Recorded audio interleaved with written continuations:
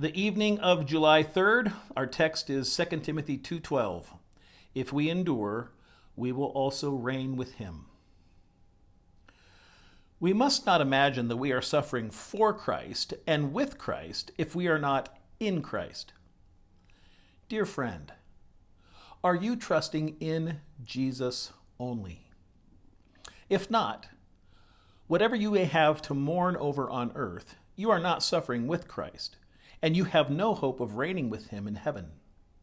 Neither are we to conclude that all a Christian's sufferings are sufferings with Christ, for it is essential that he be called by God to suffer.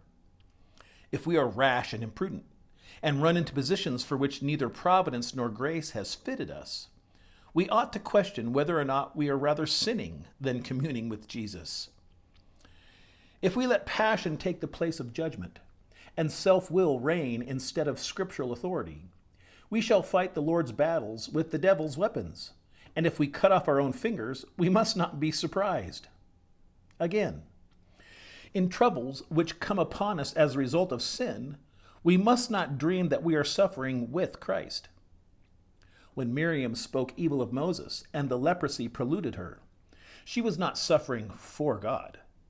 Moreover, suffering which God accepts must have God's glory as its end.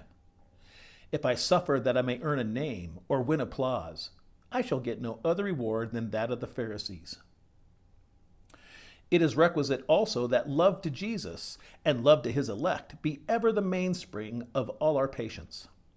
We must manifest the Spirit of Christ in meekness, gentleness, and forgiveness. Let us search and see if we truly suffer with Jesus. And if we do thus suffer, what is our light affliction compared with reigning with him? Oh, it is so blessed to be in the furnace with Christ, and such an honor to stand in the public stocks with him, that if there were no future reward, we might count ourselves happy in present honor. But when the recompense is so eternal, so infinitely more than we had any right to expect, shall we not take up the cross with cheerfulness and go on our way rejoicing?